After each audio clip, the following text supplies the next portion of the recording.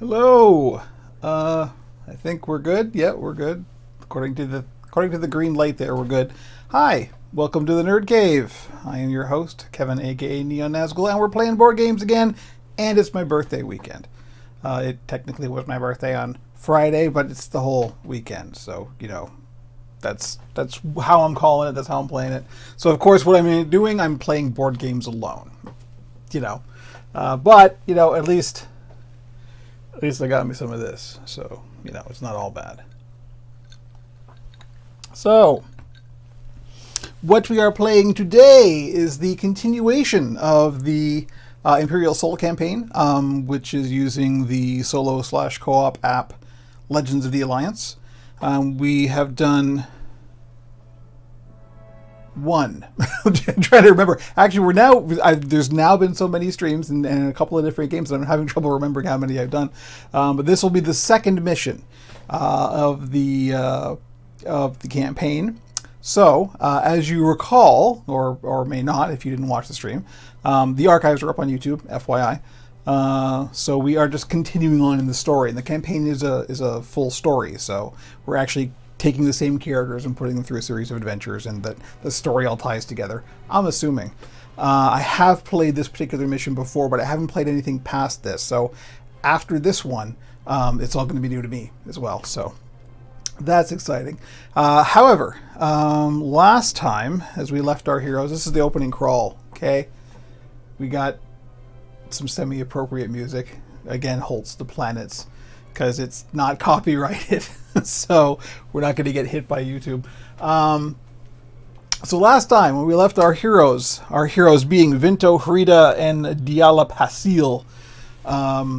Vinto, the Rhodian sharpshooter, and Diala, the haunted exile, who's definitely not a Jedi. Don't ask her about that, but she's a Jedi. When we left them, we had just escaped Masasi Temple outpost, the base on Yavin 4, as the Empire was invading.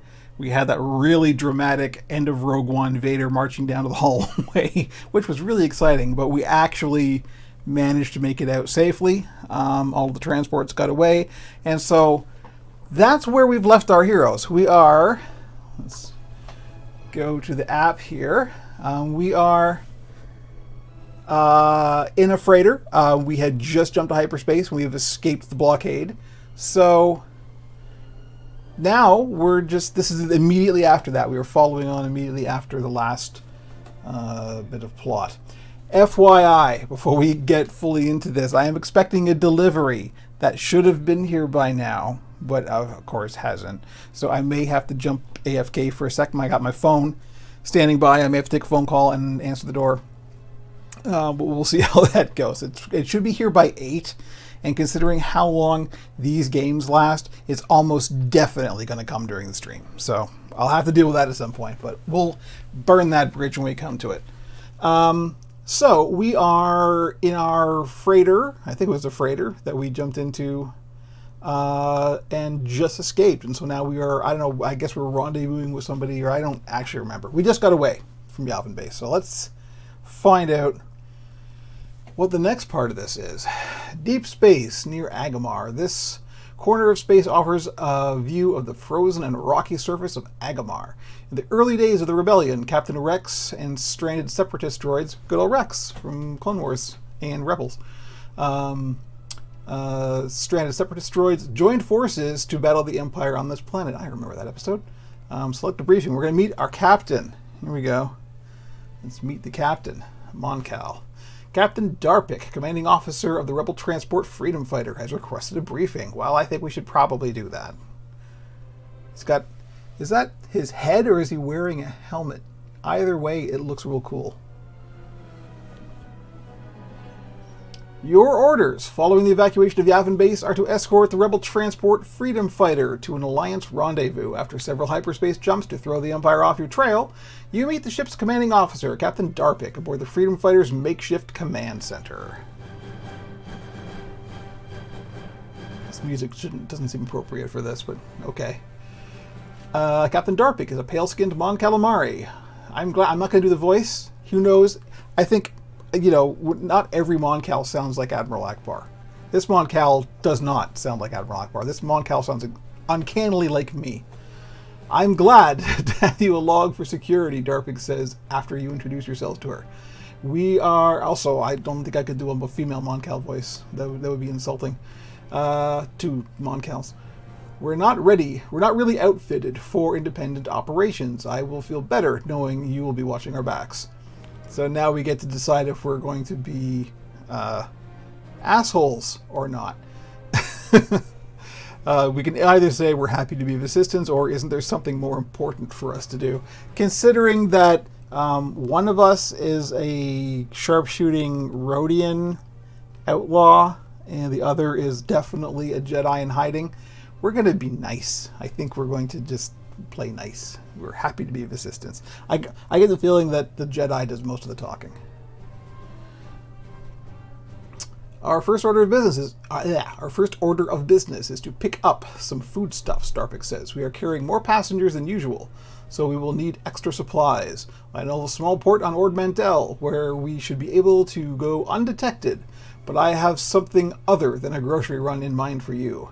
Captain Gin, or Jin, I think, let's say Gin because there's far too many Jins in the Star Wars galaxy already. Commander Gin is the senior Alliance Army officer aboard, and he is taking a team to ORD MANTELL to extract operatives whose location has been compromised. He could use your skills. We'll do whatever we can do to help. See, this is the problem. Definitely the Jedi would say we whatever we can do to help, and definitely the Rhodian would say sounds like fun. But we'll go with the Jedi's doing the talking. Good, Darpig responds with a grateful nod. I will let you return to your ship to get ready. Commander Gin will meet you there in 20 minutes. May the Force be with you. So I guess that was the encounter. That was a bit of talking. So now, next encounter. Oh, I should also point out, I have done our leveling up stuff. So, I have given Diala Force Throw, which you can have a look at that. Actually, we should probably check this stuff out before we go into battle. So, I can spend 2 strain to exhaust this card during my activation and choose another small figure, so not big monsters, but just regular sized minis, within 3 spaces and test, I think that's Insight, it's called, test the eyeball one. If you pass, push that figure 3 spaces. Then, if the figure is hostile, it suffers 1 damage. And this is real cool because it means that you can also push non-hostile. So if you need to get somebody out of the way, like if you're trying to protect somebody who's like in line of fire, or you know, Vader is coming for them and you need to just like get them out of the way, you could also do that. You could push an ally, and that's real cool. I like that a lot. So that's the skill I've chosen for Diala. She had 1 available, so that's the one I picked. And for Vinto, I have picked Shot on the Run. So this gives us a permanent +1 to speed, which is good. And we can exhaust this card if you've performed a move during this activation and choose 1 hostile figure within 3 spaces and line of sight. Test Insight.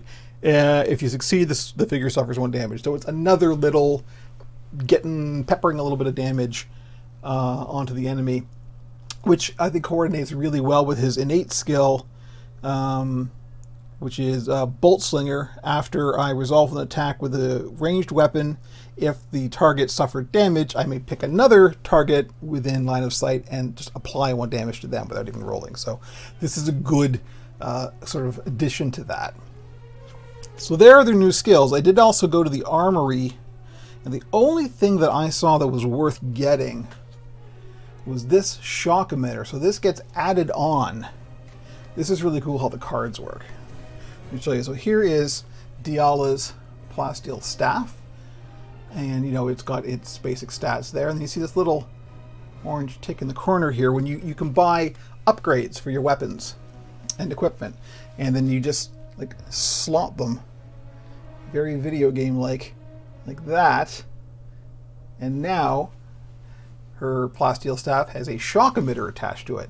exhaust this card while attacking to apply +1 damage to the attack results. It also gives us a stun for spending a surge, but we already have that, so it doesn't really matter. That's not terribly useful for us, but adding another damage by exhausting the card. And so when you exhaust a card, you turn it on its side and you can't use it again this activation, but next activation you refresh all of your cards and you can use them again. So once per activation she can do that. Hello, thank you very much. It's I'm now 50. That's 50. That's a big number, but so I'm celebrating by playing Star Wars games, just to show how incredibly mature 50 years old has to be, right? You have to stop having fun. Nope, not at all. We're streaming Star Wars games. Okay, so let's see. There is all of our stuff. So we've met the captain. We still have 275 credits, but if you look at the armory, there wasn't a whole lot. So I could get this DH-17 for Vinto, but it's really not better than the blaster he's currently carrying, which is this hair-trigger pistol.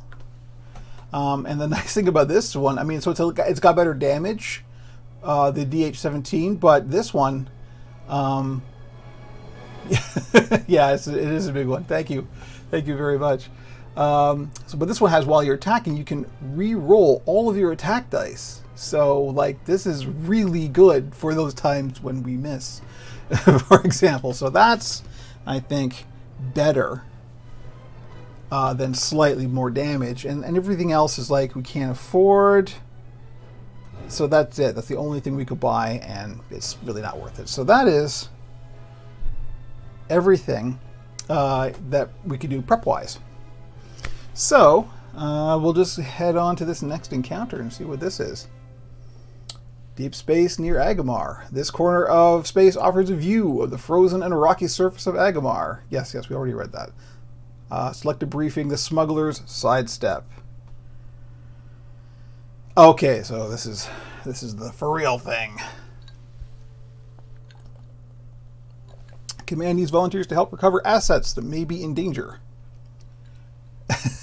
36, I remember. Do I remember 36? I'm trying. It's long enough ago. Yeah. 36 is a good number. They're all good numbers. They're as good as you make them. Although that's probably not true. Ask me again in 10 years. That's still true. Okay, so this is basically just summing up what our Moncal friend there told us. So let's... you find Commander Ares Gin at your ship. Check the firing mechanisms on an A280 blaster rifle. I don't know what that is off the top of my head. With the exacting efficiency of an Imperial Academy graduate. Ooh. Could that be foreshadowing? You must be. The extra set of hands I was promised, he says. I heard you give the Empire a good fight on Yavin 4. See, I don't think either of these responses are exactly right for our team, because we did our best, sir, is very military, and hardly a challenge is way too cocky. But I think we did our best, sir, is probably closer to we're playing nice, so. You follow Ares aboard the freighter. 2 more figures sit at the controls. Corporal Cal Thorandon, Ares says, motioning towards the man in the co-pilot seat. Quartermaster. His brain contains the most exact record of the Freedom Fighters manifest down to the last blaster pack. Isn't the Freedom Fighter a freighter? That's not really a huge feat, is it? I'm almost into a yeah. How many do we have? We're not going to play nice all the time, are we? Cal shrugs broadly. Ares makes it sound more like more than it is. I still have to use a data pad from time to time, but since you asked, we have 93 blaster packs. Can we have some? That would be good. The quartermaster conspicuously does not consult a data pad. Secret Lobot. Forgive the sound of sirens. I have the window open because it's a nice cool day finally. It's the first day of fall, so I live in the city once again, so things like that will happen. The smuggler sidestep. This is Burn Casal, our pilot, Ari says. The man in the pilot seat gives little indication that he even knows he's the subject of conversation as he punches astrogation data into the ship's navicomputer. He's an expert at slipping past Imperial patrol craft. I like he sounds like you've hauled some contraband. That sounds... in fact, before the Jedi can stop him, this is what our Rhodian sharpshooter says. Sounds like you've hauled some contraband. Enough to make a living, Buren answers. Cal claps him on the shoulder. He's being modest. Buren is one of the best smugglers in the sector. It's not that hard once you know how their sensor arcs overlap, Buren says as he guides the ship into hyperspace. You drop out of hyperspace near ORD Mantell. An Imperial light cruiser looms in your viewport. Security looks tighter than usual, Ares observes, steady as she goes. Here we go, Cal says almost eagerly. Buren grumbles at the quartermaster's attitude. They've dropped the new sensor net. Too tight to get through. I'm turning us around. The pilot grips the controls. We might be able to spoof the transponder and get through later, but that will take time. So... now we actually have a real choice to make. Let's keep an eye on the scopes and escape, or try to spoof your transponder right now. Let me have a look here. So, Vinto has... oh, one thing I want to point out as well, and let's go to the table cam here. I got these. These are really cool. These hero dashboards. These are really handy. I like these a lot. I talked about these kind of things on the Massive Darkness stream. I got these from a person on Etsy, Deluxe Board Gamer. I'll put a link in the YouTube archive when that goes up. I promise I'm not getting a kickback. I just think they're really cool, and they were very cool to deal with. But this is just so handy for keeping everything organized. And now, instead of using tokens to track your health and stamina, you get to use D10s as counters. So his health is 21 and his endurance is 4, and then you just change the D10s around as counters when you need to. So these are really cool. I like these a lot. But the reason I remembered that it's there is because I'm going to do this and pull it off because we want to have a look at Vinto's stats here. Yeah, they're real good. So on Etsy, it's Deluxe Board Gamer. If you just look up Deluxe Board Gamer or just search Imperial Assault, they'll come up right away. Shipping took a little bit longer than I would have liked, but you know, you can't have everything. They're well made. They're 3D printed, so they're not like perfect. You know, you can still see the striations of the 3D printing, but they're real handy. And they also have a lot of other stuff for other games as well. They've got Gloomhaven and Descent. Actually, I have their Descent boards as well, and a whole bunch of other stuff. So go have a look. Deluxe Board Gamer on Etsy is where I found them. And well worth looking. So what we're looking at here is, I think, what we're going to be tested for the sensor net is this. I think it's mechanics or something. And Vinto is real good at that. We have a real good chance of getting a success with Vinto. So maybe we'll go try and spoof your transponder right now. Of course, we're not going to be totally safe. It's the stream. We got to take chances. So, you pop open the maintenance panel to access the ship's transponder. This is a complex process, rarely executed in the heat of the moment. Each hero, okay, tests, mechanics, or whatever that is, input the total number of surges. So, Vinto has a red and a yellow to test. So, all we got to do is add up the total number of surges. And none. Vinto, seriously, come on. And Diala only has a blue. Oh no, this was a poor choice. Zero. We have got 0 surges. Well, okay, 0 surges. You plug a data pad into the ship's transponder, and detailed data flows across the screen. You make some quick changes, but your datapad screen starts to blink red. You've tripped a boss security program. Great. That sounds exactly right. Oh, we lost fame. An officious Imperial voice comes over the ship's comms. Unidentified freighter. I'm trying to do an accent. I do voices. I do a cartoon. So, Unidentified freighter. Reduce your speed and prepare to be boarded, or you will be fired upon. I haven't read the script ahead of time. That's the problem. Ares sets his jaw. Get away from that panel, the officer snaps at you. No chance of getting to the planet now. Get us out of here, he tells Buren. You escape to hyperspace moments ahead of Imperial laser fire. Your actions endanger the mission and your ship. Your reputation suffers from this mistake. You lost 5 fame. Oops! Sorry, guys. My fault. We're all fine here now. It's because you're here. That's the problem. I should have put my Poe Dameron helmet up there. Yeah, definitely mistakes were made. So now what? Oh dear. We have other things to do. This is new to me. The time I played this before I won that encounter, I just went straight to ORD MANTELL. So we now have some options that I didn't know we could have before. So we could ally encounters, I guess, are where we get allies. We could go to Rhodia, Nar Shaddaa, Deep Space, or we could just go straight on to ORD MANTELL. Well, ally encounter sounds good. I think we get an ally if we succeed at one of those. So maybe we should do that. I've already got the map set up for ORD MANTELL, but I think I'd like to. That isn't so. I do have a Black Series. You can't see. I'll move the camera at some point, but I've got a few. That's a Ruby's Deluxe, I think it's called. I can't remember exactly what it's called. It's not great. It's one of the okay ones. I do have the Black Series Vader up there as well. But yeah, I've collecting Vader helmets is kind of my thing. So I've got a couple. Gosh, I don't know what to do. Okay, chat. What do you think? Pick one. Rhodia, Nar Shaddaa, or Deep Space. We'll see what chat wants to do. There's a delay, of course. Give me time to have a drink.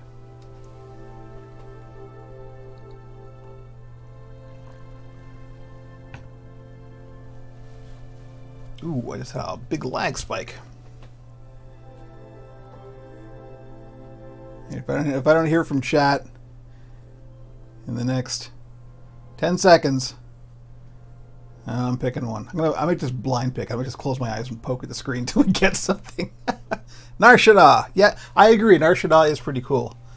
So let's go for Nar Shaddaa. Let's see what we got here. Oh, it looks like we might get Chewbacca on our team. I think that was a good choice.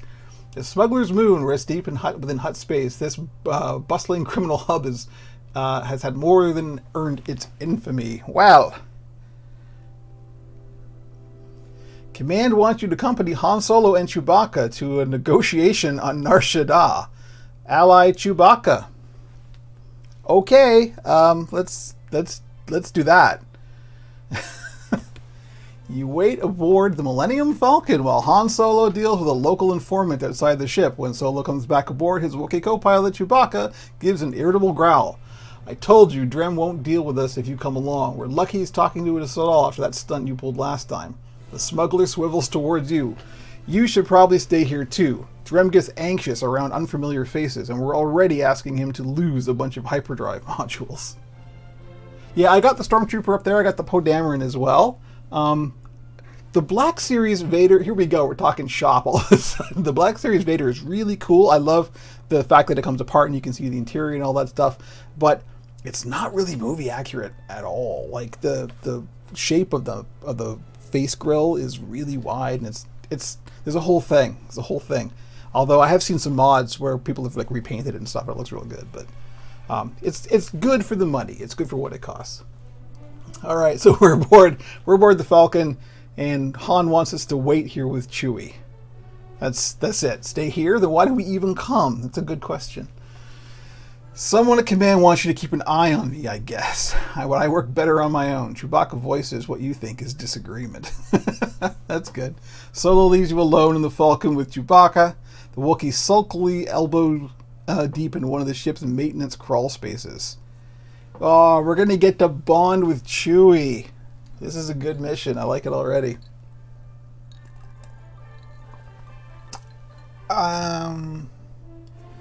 We're not playing Dejarik. are not playing Dajark with Chewie. I'm most curious about how's being a rebel treating you. We get to have some internal Chewie dialogue finally. Find out how he's really feeling. Chewbacca makes a series of truncated warbles. You get the feeling he's brushing off your inquiries. It really wants us to play Dajark with Chewie. I think we have to. I think we have to play Dajark with Chewie. Chewbacca, oh god, it's going all the way. Chewbacca perks up at the mention of the game. You have a brief moment to think you may have made a connection before grinding of metal on metal fills the room.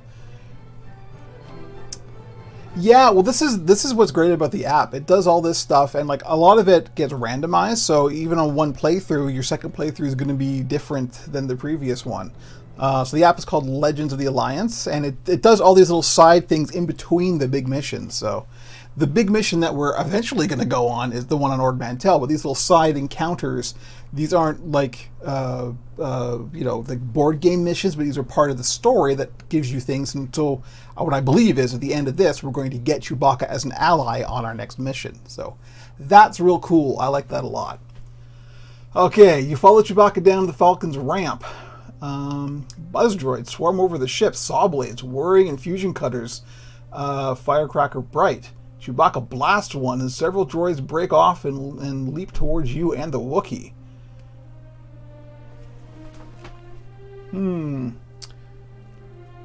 Fight off the droids, observe the droids' tactics, or look for a way to disable the droids. Well, like the Jedi would observe the droid's tactics, and the Rodian would look for a way to disable the droids. So, let's observe the droid's tactics. Each hero tests perception and put the total number of surges. Okay, perception for Vinto is a blue into green. Come on, let's do better than last time. This is not... Okay, we got slightly better. We got one surge. Okay, so there's one surge. And Diala has a blue, a green, and a yellow. That's pretty good. The yellow is the best one for surges. So here we go. One surge total. So 2 surges total. That's probably enough. Usually, any test is just 1 surge and you pass it. So you take out a few of the closest droids, but it's clear that trying to take them down one by one is an uphill battle. The droids act in precise concert, more like a single entity than a swarm of smaller ones. That's much cleverer. Awkward phrasing, than buzz droids usually are. That's much more clever than buzz droids usually are, is the better way to say that. Someone is giving them commands. You scan the docking bay looking for a sign of other assailants and spot a figure in an armored cloak. Crouched on a high maintenance catwalk. You point the figure out to Chewbacca just as the figure realizes he's been seen and starts to run. Pursue! You dart up a ladder. This is a choose your own adventure. This is a whole thing. You dart up a ladder to an adjoining walkway. Your quarry whirls to fire at you, blaster bolts splattering across the cargo crates and maintenance gear as you move. Each hero tests, I think that's strength. Input the total number of surges. So for Vinto, that's just 1 green, because he's a stringy little Rodian. But he did get a surge. And Diala is a blue and a green. 1 more surge. So that's 2 surges total. You power through the circling part of the Falcon's berth before swerving into a utility corridor running alongside the spaceport's bays. You can see the attacker in the distance, and you're closing in. You are mere meters apart when he spins and lobs a shock grenade at you. Go faster or knock it away. The Jedi could do either.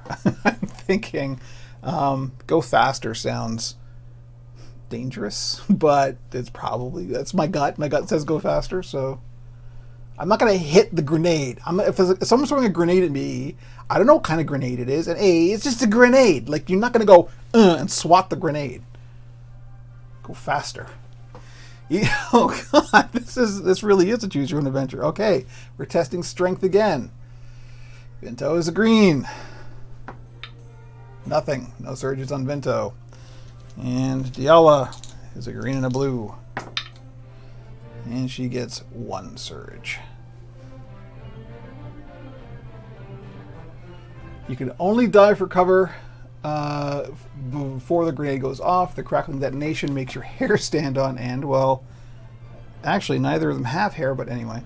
But otherwise, you are unscathed. You leap back to your feet, but the attacker is far down the corridor. Catching him doesn't seem likely, at least not until a wall of fur rockets. Oh, okay, I read fur rockets. What the hell is fur rocket? That sounds rude. Catching him does not seem likely, at least not until a wall of fur rockets out in the adjoining corridor and slams against the wall. Chewbacca lifts the dazed attacker by his shoulders, teeth bared, growling. The attacker struggles to hold up his hands in surrender. I give, I give. Well, of course you do. You're being held by Chewie. Who are you? Bounty hunter. A bounty hunter on ORD Mantell, you don't say. Bounty hunter, your friend Captain Solo owes Jabba the Hutt some money. Chewbacca grips the bounty hunter and shakes him, snarling all the while. I got it. I don't plan to collect. Too dangerous for what Jabba's paying. Chewbacca takes the jury-rigged droid collar the bounty hunter had been using to control the buzz droids. The Wookiee makes eye contact with the bounty hunter, then smashes the collar against the wall. The bounty hunter nods, quickly getting the message. When Chewbacca lets him go, he runs faster than when you were chasing him. That's pretty good. You return to the Falcon. Your quick reaction saved the Falcon from... even superficial damage, and you have just a few cuts and scrapes. It's another hour before Solo returns. He slows his swagger as he passes by the pile of wrecked droids. You couldn't keep yourself out of trouble, could you? He says to Chewbacca. Did you make your deal, Han darling? Solo's attention is directed at the Falcon, and he answers you as if unenthusiastically reading from a script. One of Drem's fighters is going to make a navigational error in a few days. Everything's set. Apparently satisfied that his ship's still in one piece, Solo relaxes his shoulders and tosses another glance at Chewbacca. And you said there was going to be trouble. As Solo disappears up the Falcon's ramp, Chewbacca nods at you in approval. He's clearly impressed. You've never impressed a Wookiee before.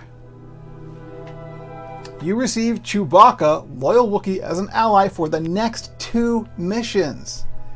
Well, that's totally worth it. Okay, nice. So now we only have ORD Mantell as our option. So that was a good choice. Thank you. Thank you very much. So I'm going to have to dig out Chewie here. I was not expecting to have to dig out Chewbacca, but I guess I do. Let's see, where are you?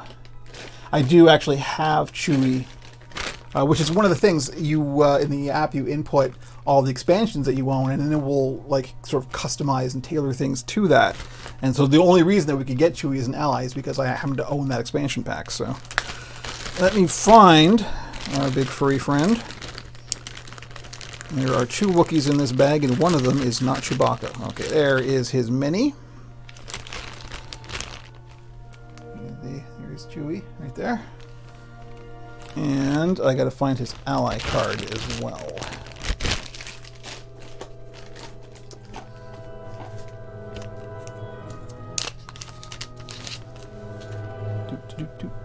Enjoy the music.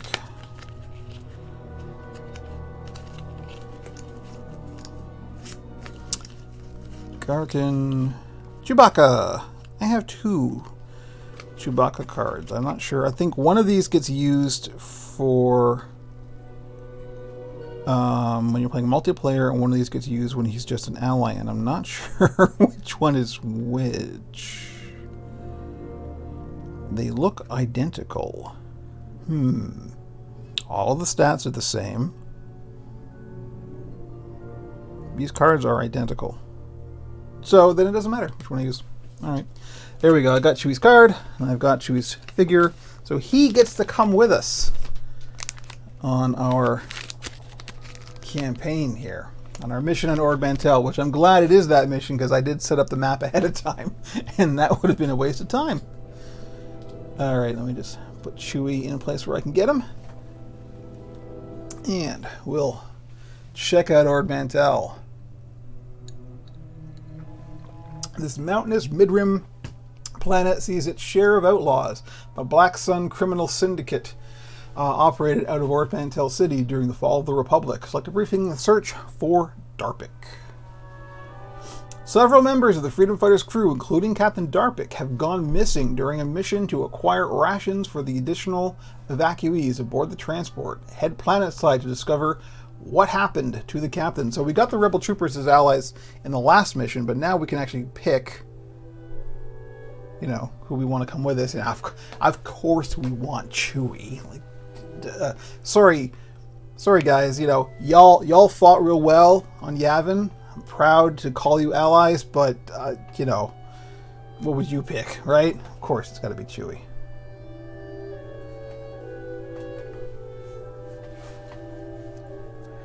So, the crew members went missing during a resupply mission in this mountainous mid-rim world. Let me move my tuck box back here. Have a nice clean camera shot. You track the missing crew's shuttles to a docking bay in a remote, sparsely populated region of the planet and decide that will be a good place to start looking. Place all of these tiles in 3 doors. Well, guess what? Done. Already did that part. We should probably look at the app for this. You enter the spaceport complex to which the docking bay is attached. To your left is a docking bay where the crew shuttle is docked. That's this here. To your right is a cantina with the sound of live music and the smell of fresh cooked food wafting out of the open door. That's this over here. Deploy the rebels. So we all get, so there's 3 of us now, so we will pick the closest spots around there. So we'll have our Jedi Diala there, and our Rodian Vinto there, and Chewie will flank the Jedi. So there we go. Our rebels are deployed right there. The cantina is populated with a number of beings of multiple species. Place 4 mission tokens as indicated. I already did that, so we're good to go there. Crate of supply sits in the corner. Place 1 crate. That's already done. It appears your fellow crew members were in the middle of loading supplies onto their shuttle as several crates sit against one wall, waiting to be carried aboard. Place 2 crates. Already done. A terminal near the entrance can be used to access the docking bay security systems with a bit of slicing. Place 1 terminal. Done. A disheveled Bith in tattered clothing sits on the ground, holding out an open hand towards anyone who passes by. Place 1 mission token as indicated. Done. You set out to discover what happened to the missing crew members. Find the Freedom Fighters' missing crew members. Continue. So here we go, round 1. So, we're actually playing the game now, can you believe it? So we have several options now. We can go and try and slice this console to get security cam footage to see if that shows us anything. We can try and get some stuff out of these crates, of course, so we can loot them. We can talk to our disheveled Beth friend over here, or we can go into the cantina and start asking questions in there. So we have a number of options. And we have a number of characters as well. Now, one thing I'm not sure about is, can allies do ability checks? Because some of this stuff will of course require ability checks, like the slicing and the talking to, interrogating people and stuff like that. So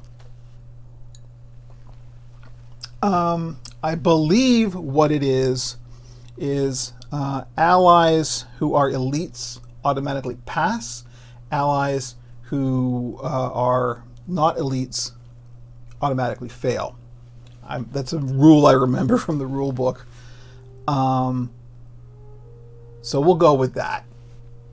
Let's just say, because of course allies don't have those stats. If you look at Chewie's card here, he doesn't have like the strength and perception and mechanics check. So if he has to do one of those checks, I don't know how to do it. But also, we want Chewie to do stuff. So we either have Chewie does not do stuff. Chewie's just our muscle. That could be an option as well. But, you know, he's Chewie. Like, he's more than capable of doing lots of stuff. He's one of the heroes of the Alliance, for crying out loud. Well, Vinto is real good at slicing. He's got high mechanics and relatively high perception. So maybe we should start by having Vinto go and try and slice that console. So let's see in our turn order here. So Vinto, Diala, or Chewie could all go at this point. So let's have Vinto go first. So in order to get over to the console, he's going to need 1, 2, 3, 4, 5. So that will be one action. Now, one of the good things is, because our new ability, Shot on the Run, gives us +1 speed permanently, he could actually do that in one action. He can get there in one action. So let's do that as our first action. 1, 2, 3, 4, 5. He is now adjacent to the console. And we can just interact with it and see what we can do. So we will pick Interact. Let's go to the app. This terminal is connected to the docking bay security systems. It is a security lockout. Its security lockout will have to be bypassed in order to gain access to the wider system. A rebel can interact to try and gain access to the system. All right, Rodian, let's see what you got. You attempt to circumvent the terminal's security. Test mechanics. So that is a red and a yellow for Vinto.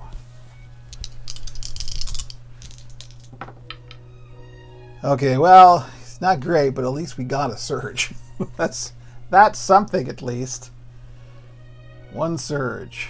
Confirm. Your attempts to break into the system fail. You will have to keep trying to breach the security. Oh no. Oh no. Well, that's it. That's Vinto's entire turn right there. So, okay. Well, Vinto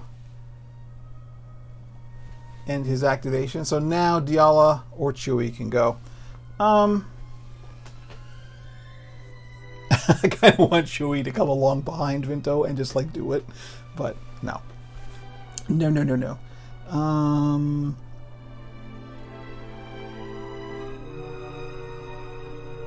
Diala's a Jedi, right?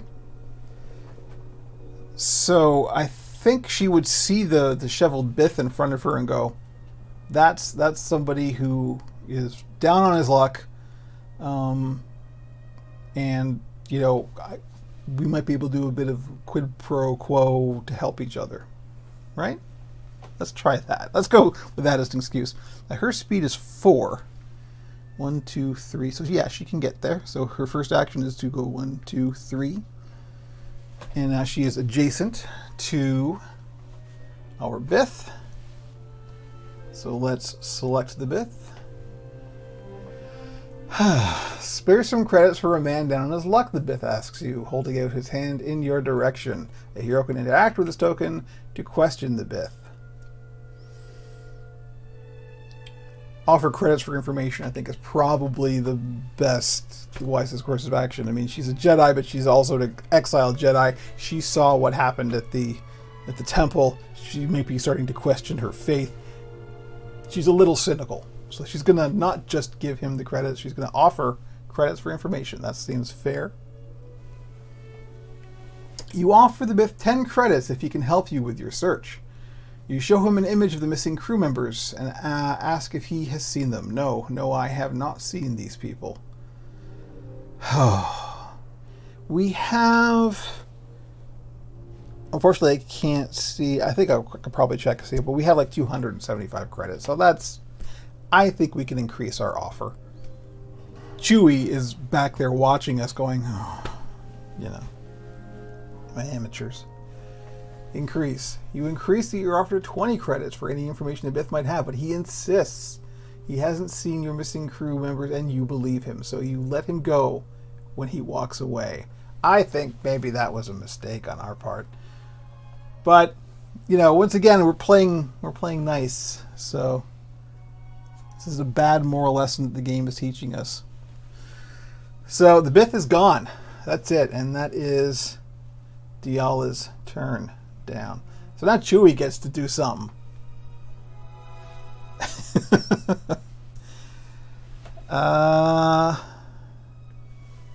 What is Chewie's speed? Chewie's speed is 4. So he can get into the cantina. Oh, hang on.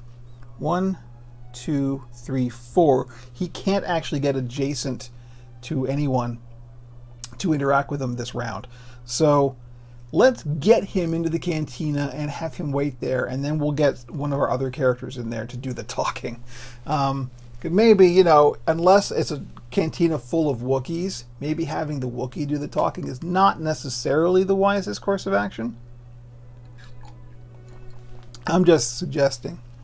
Maybe having somebody who could speak Basic, whose mouth can form the syllables of Basic, you know, can do the talking. So we'll get Chewie into the cantina. So if we do 2 actions, which we will, or maybe Chewie should go and check out containers, because getting loot is good.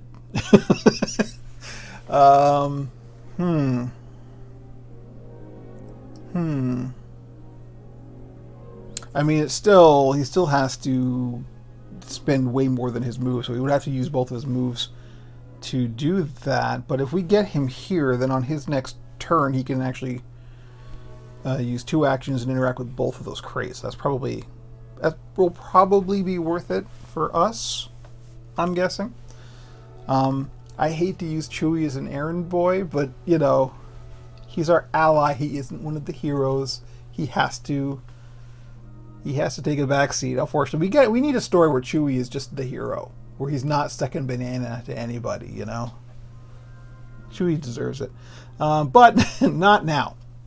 So Chewie is going to go 1, 2, 3, 4, 1, 2. He's going to end his activation in front of those crates. So that's Chewie. So now we get our next round of activation. So Diala and Vinto can go again. So we can try and slice that thing again. I mean, he's got decent slicing dice. It's just we're not rolling well. Actually, now that I look at it, the red is not good for that.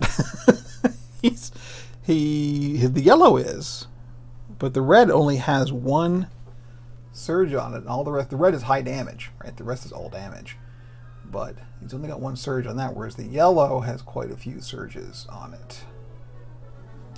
So we still stand a chance. I want to try and slice that thing. I mean, Diala is certainly not going to be able to do it. Diala only has a blue. So if anyone's going to slice this thing, it's going to be Vinto. So let's try it again. We're going to try and slice this container again. Oh, we should probably interact with it on the app. Yes, same deal. I know it's a little hard to read the app when we're in this camera view, but it's the same as we had last time. We're just testing mechanics. Oh, nothing. 0. I'm afraid we're going to trip some kind of security thing. Let's confirm. Your attempts to break the system fail. You will have to keep trying to breach security. Oh, Vinto. Well, that's his first action. He can actually try again this round. And then not move anywhere. He's just sitting there hammering on the console. And now Chewie is really close to him, so Chewie's just looking over. Chewie's about to like open the crates, and he looks over and he sees the Rodian just like going mad over this console. He just walks over and puts his fist through it. All right, we're trying again. This is Vinto's second action.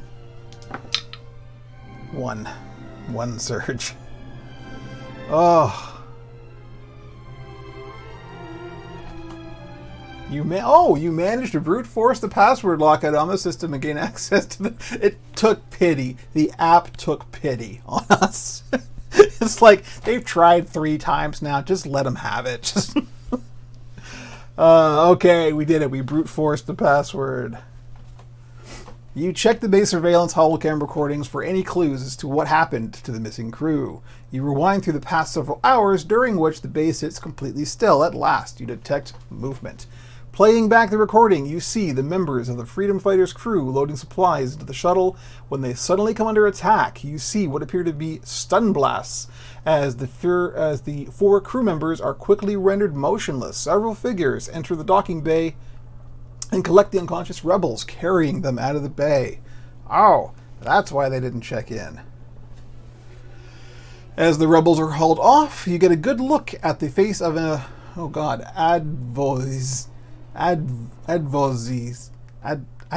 okay, thanks, app, for giving me a word I can't pronounce. A face of a advoice who looks directly into the holocam. If you could locate this advoice, you might learn what happened to your people. As you are committing the alien's appearance to your memory, you notice a familiar face among the kidnappers. The disheveled Biff, who you had seen begging in the corridor, who our Jedi just gave 20 credits to and let him go. Oops. Guess we shouldn't have done that, huh? Well, alright. That's the end of Vinto's activation. So, Diala still has an activation. Vinto picks up the comm and he goes, hey, is that Biff still there? No. Okay, so let's assume that everyone's been filled in. They know that there's been a kidnapping. So the next thing that's going to happen, I guess, if Diala is either going to go and check out those doors or go into the cantina and try and get some information. I mean, we know they've been kidnapped. So would going to the cantina be the next logical thing? Or would going to check out those doors to the end of the hallway be the next logical thing?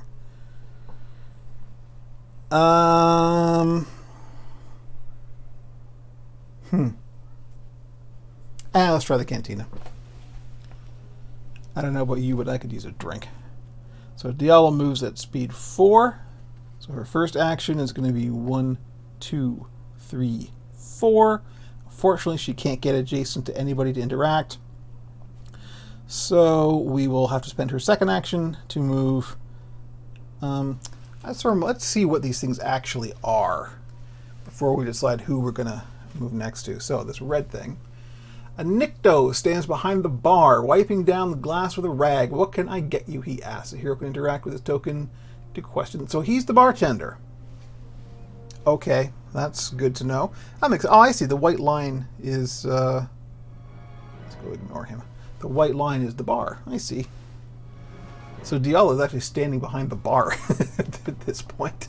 Oops. Hi, how you doing? This is fine, right? Okay, so let's see what the green one is. A Gran is playing a clue horn on a stage in the corner of the cantina. You find her playing rather painful to listen to, as you wonder if the music is the reason why the cantina is so sparsely populated. Okay, so that's a musician on the stage. The yellow one is... Aha! An advoice sits at the table, shuffling a deck of cards. You recognize this person from the Docking Bay Holocam records. See, this is what's cool about the app. It actually remembers like the stuff you did before. He had been among those who abducted the Freedom Fighters crew. So good. There's no question of what to do now. So on her second action, now that she's in here, she got 4 more move. This is good. She has to spend 2 actions. So 1, 2, 3. Let's put her there, and she has to end her activation there. Let me get the camera in a slightly better angle there so we can see what everything is going on. So yeah, that's that. Oh boy. So that's her activation done. Okay, round 2. Well, guess what? So we could talk to this advoice now, or we could get other characters into position in case things go bad. That's what I'm picturing in my head. It's like, these are experienced adventurers now. They've been around the galaxy. They know the score. They're not about, like, she's a Jedi. Like, she's not about to just charge in and try and deal with things. She's got on the comm link. She's got in the corner. She's got on the comm link. And guys, get in here. We need to, like, I found the guy. So, let's have Chewie and Vinto go first and get them at least as close to the cantina as we can. So Vinto has a speed of 5 because of his bonus. So 1, 2, 3, 4, 5. First action, second action, 1, 2, 3, 4, 5. I like. He just sort of sidles into the bar and like, you know, he's next to the stage here, right? So it's like he's just listening to the clue horn and just slides in next to our target here. And that is his whole activation. So now Chewie, oh, we wanted to open those crates.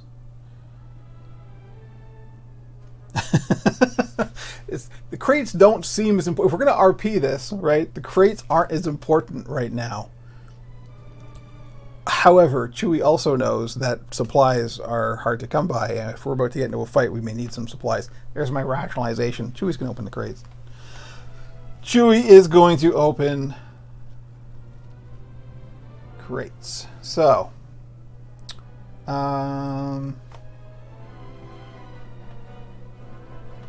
you find some useful supplies. You draw 1 supply card. We get a med pack, which is great. Now we have 3 med packs. That's super useful. And we get a supply card as well. So what did we get? An adrenal stim. Discard this during your activation to choose yourself or an adjacent friendly figure. Chosen figure recovers 3 strain and becomes focused. That's pretty good. So Chewie's got that now. So that was his first action. He can spend his second action to open the second crate. Which, I mean, let's do that. Let me just remove this crate from play because we're done with that. And he is adjacent. You can see he is adjacent to the second crate, so we can open that as well. We're not having Chewie come to the cantina this round. That's what it comes down to. You find some useful supplies in the crate. Draw 2 supply cards and you gain 25 credits. I mean, that's totally worth it. Come on. So our supplies, our new supplies are emergency med pack, super useful to have. Discard this card. After you rest, you or an adjacent friendly figure recovers 5 damage. Super useful. Chewie's going to show up with all this stuff. And our second is another adrenal stim. So there we go. 2 adrenal stims and an emergency med pack. And that's Chewie's activation done. So, and some money, of course, always useful. So now it's Diala's turn. So now Diala can go and we can interact with this advoizoisi. You know, it's okay. Vinto's here and they're flanking. You know, they've got it. They know what they're doing. Let's do it. So, ask about the missing crew or threaten him. I mean, like, we already know he kidnapped our people. What, are we going to be nice to this guy? I don't think we're going to be nice to him. I think we let the Jedi do the talking last time and we saw what happened when the Bith ran away with our money. I think maybe this time the Rhodian's going to do the talking. Uta puta vizu zuzu, whatever you're called, advoizi. Gonna threaten him. You approach the advoiz and brandish your weapon at him, demanding to know where your people are. Test strength. Oh, Vinto, you're not strong. Oh well. I mean, we could fudge it here and say that, oh no, actually Diala's threatening him because she's got better strength. But I'm sticking to my guns. We're gonna RP this out. This is such a Rhodian thing to do. It's like threatening the guy and really you've got nothing to back it up. Oh, 0, nothing, nada, nope. Easy now, the advoice says with his hands up. I have a key card here that will get you to your people. He reaches into a pocket inside his jacket and pulls a small holdout blaster. Before you can react, he fires at you. Roll 1 blue and 1 green die. You suffer damage equal to the damage results. This is... Oh, you know what? I just realized I took the turns in the wrong order here, because this is Diala's turn, so we should have tested her strength. It would have been her doing the talking, and it's going to be her taking this damage. So we're going to RP it out like this. It was Vinto doing the talking, and he pissed the guy off, and he pulled out a gun and shoots the Jedi. Of course, that's the way we have to play this, because it can't be Vinto that takes the damage. It has to be Diala, because this is her turn. So, okay, 1 blue and 1 green.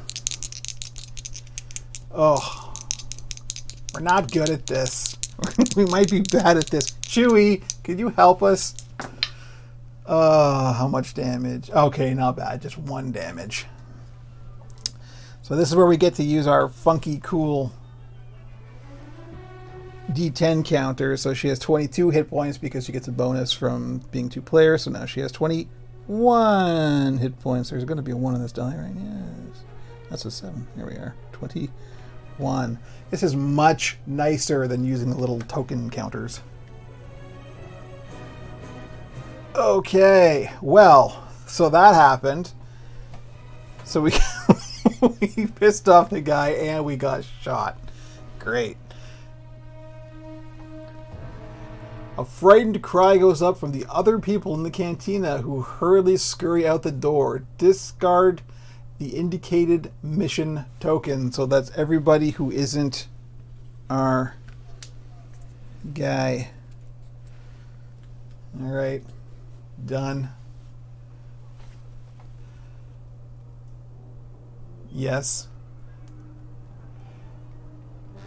So since we started, that was just the first action, because Diala started standing there, so she can now do something. Can we interact with him again?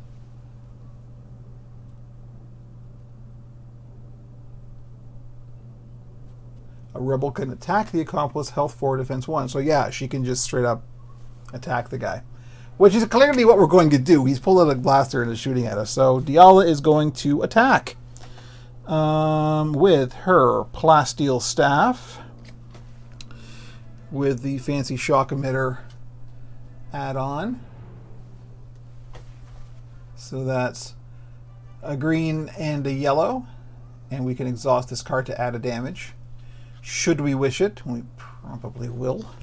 What's his health? His health is 4. Okay, so we've got to do 4 damage. And so that's a green and a yellow. And that's it. And he's got 1. Oh, we've only got 1 defense. Like, when we roll a defense dice for him, he just blocks 1. And we do 2 damage, 2 surge. So we can add a damage from the surge for the plasteel staff, so that's 2 damage, because he blocked 1. And we can stun him. Or we can exhaust the shock emitter to make it 3 damage. I think that's what we're going to do. Oh, hello, Dax, my cat. My cat is in saying hello. Hello. Say hello to the people on the internet. Yes. She's not a lap cat, so you won't jump up. I can't get her on camera easily, but you can at least hear her, right? Yeah. Okay, so we are going to do 3 damage to this guy. So let me get my damage tokens, and we will just forgive my arm in front of the camera. I'm going to put these damage tokens in a slightly better place. So we know this guy's got 1 health left. We'll just put those right on his token. But that's Diala's turn done. So he's still standing. We only spent 1 surge. We could spend another to stun him, which is probably wise, because it means he can't run away. So let's do that. We'll spend our other surge to stun. I'm not sure what the stun icon is. That looks like focus. That's bleeding. I think this is stun. Yes. This purple thing here is stun. So he's also, we're just going to put this right here just to keep us aware. So he's stunned as well. So we're going to end Diala's activation. And, oh, now it's the next round. So Diala can go again, because we can pick any order for these to go in. So the first thing that's going to happen, we will pick Diala, because she's the one that got shot. So we get to refresh our card, and she's going to attack again. So we only have to do 1 damage, and then this guy is toast. So, oh yeah, we got it easily. It's 3 damage. He only blocks 1, so we don't even need surges. He's down. We got him. I don't have to try and pronounce his alien species anymore. That's the wrong place. Here we go. Okay, so let's click on him and say defeat. The advoice falls to the table in front of him, sending the cards fluttering in the air like confetti. You kick the gun out of his hand before checking for a pulse. He's dead. You search his body and find a key card. Now, to figure out what door it's open, discard this mission token. Alright, so yes, I've already done that. Now, well, we got a key card, and we now need to figure out what door that key card opens. 1 second, I gotta check the stream here. Make sure that everything is copacetic. Yeah, looks like we're good. Okay, so,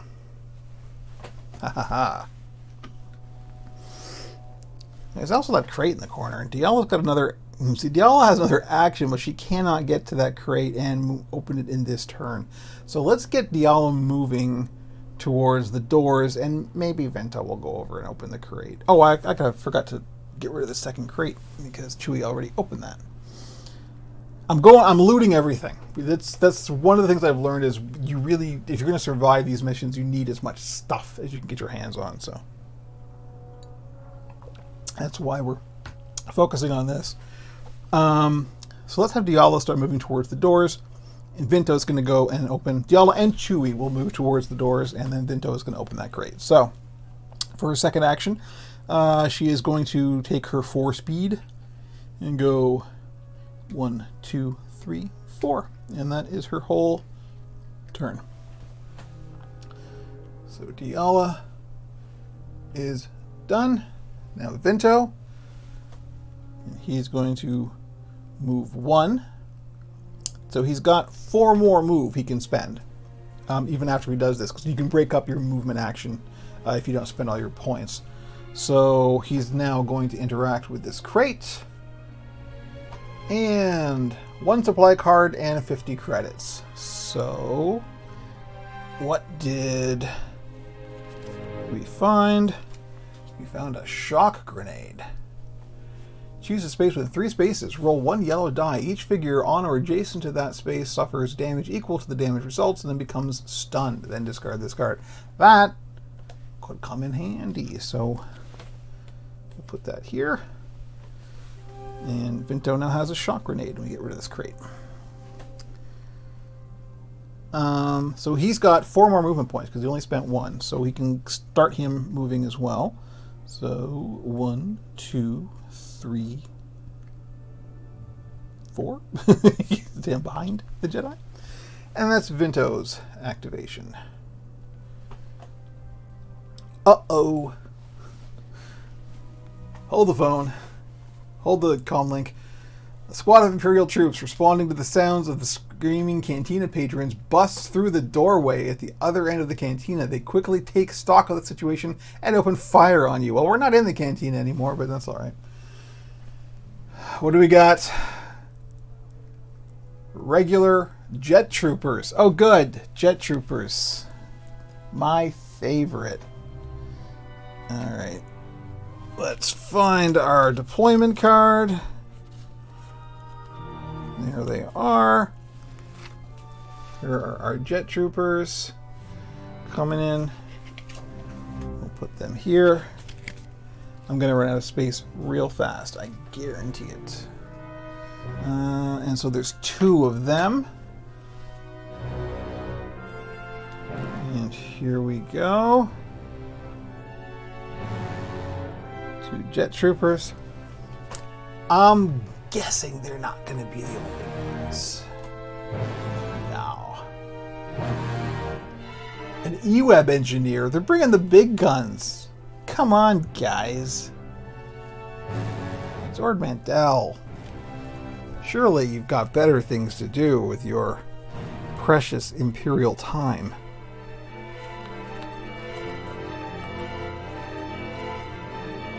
Here we go. E-Web engineer. These are weird. So we're going to move up our jet troopers and get our E-Web engineer, who's one of these guys, right? Actually, we'll move the jet troopers here, and then the E-Web guy will be like that. So far, here's what we're looking at coming in the other door of the cantina. Okay, is that all? Yes, that is all for now. Okay.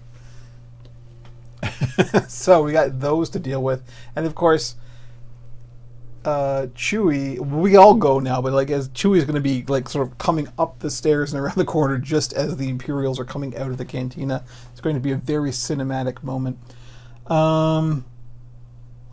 Well, so we now are aware that these Imperial troops have busted in. So I think we're going to send Diala to the door, and Vinto is going to hang back and try and deal with them. Or at least some of them. So let's do that. I think Vinto is going to react first because he's a sharpshooter. He would. That's the excuse. I want to get some damage on these guys ASAP. So he's turned around. That's a lot of range we need there to do anything. What do we need? So let's see. The E-Web engineer has 5 health. And each jet trooper has 3. Jet troopers are, well, these are both quite dangerous units. So,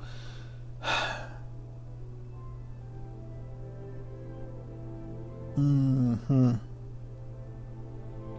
E-Web engineer can perform multiple attacks each activation. Well, okay, that's according to his deployment card. I don't know. The app has special rules for how the enemies behave, and they can be different from what the cards say. So I don't know that for sure. So let's just focus on... I'm just seeing that Vinto's gun, the barrel of his gun is warped. I've got to fix that. It looks like a DL-44 too. That's important. He was over here. Okay, so... I'm going to say...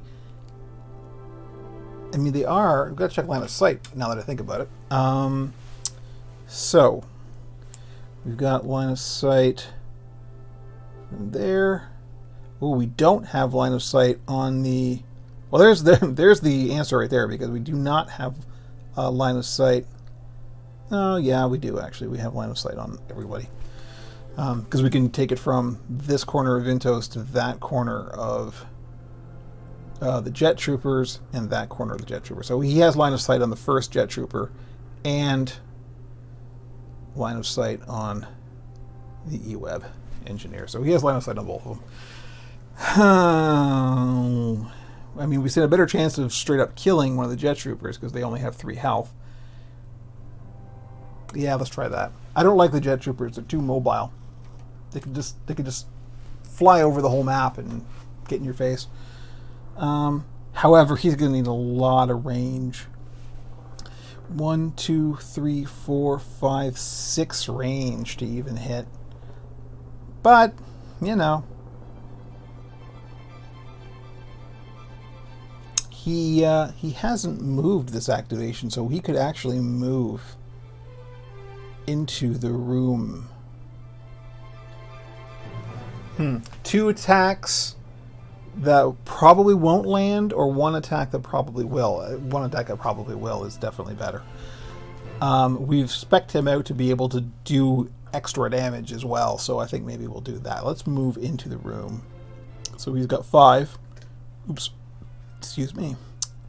1, 2, 3, 4. Let's stop there. Then again, why? I mean, they're going to need range, but like, they're going to get at least 1 range. So we might as well maximize our chances of hitting them. So let's stop here. And he's going to shoot the E-Web engineer, or sorry, the jet trooper. So it's a yellow and a blue. And the jet trooper has a black defense die. Excuse me. Ooh, bad shot, Vinto. Very bad shot. They all got blocked. And I only did 1 damage and 1 surge. However, let's not forget that we've got, while attacking with this weapon, you may re-roll all of your attack dice. Guess what we're going to do? I mean, we're probably still not going to get through their 3 defense, but you never know. Okay, so here's the deal. We did 3 damage that time, and 1 surge. So we can spend that surge on a damage. And we can also do the shot. Just make sure I'm not changing those faces. Switch it up here. We can also do this. Exhaust this card if you've performed a move during this activation, which we have, and choose a hostile figure within 3 spaces and line of sight. Test perception. If you succeed, that figure suffers 1 damage. So we can get 2 damage onto, if this succeeds, we can get 2 damage onto one of those jet troopers. So we're going to do that. We're going to exhaust this, and that means we have to test perception, which is a green, and a blue. And if we get 1 surge, then we pass. And we did. We got 2 surges. So, oops. I promised that was a surge. So, straighten the camera out here. So, that means that we get to add a damage onto the line of sight enemy of our choice, which will be the E-Web, or the jet trooper in front of us. So we blocked 3 damage, but we got a surge, so we can spend that on another damage, so that's 2 damage on our first jet trooper here. So he's only got 1 left. That, unfortunately, is Vinto's activation. So now the E-Web guy gets to go. So let's have a look at what his whole deal is. Boy. At the start of this activation, if this figure does not have line of sight to a rebel, well, he definitely has line of sight. He's standing next to him. Imperial figures do not block this figure's line of sight. Important to know. Not an issue in this case, but it could be in future cases. Attack the closest healthy hero. No problem. And that's it. The move 2, if this figure from the previous action, it suffers 2 damage. Move 2 to attack the closest hero. Oh, if he has to move, he suffers damage. Interesting. I guess it's a heavy gun or something. Okay. So he's just straight up going to attack, and that's it. Let's see what his whole deal is. So he's, oh goodness, his attack dice. Oh boy, his attack dice are, you ready for this? A blue, a yellow, And a red. This gonna hurt. There's just no question. This is gonna hurt. And we get a white defense, which is good. We get a white defense dice because it could come up as a complete dodge. And if so, no damage. The odds are against that, but you know. Ooh, oh boy, this is big and bad. Wow.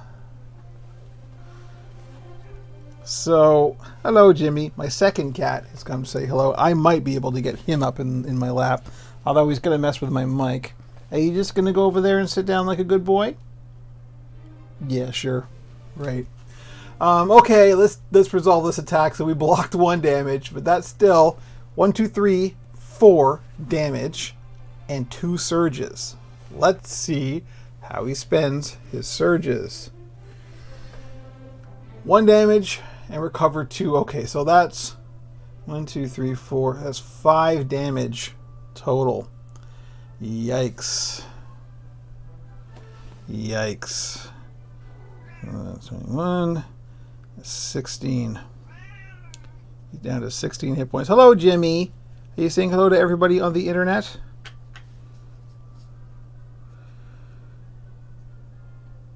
Okay, so Vinto is now at 16. Ouch, that hurt.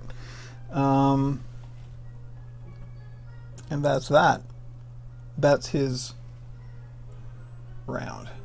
So now Diala or Chewie can go. I think Vinto needs some backup.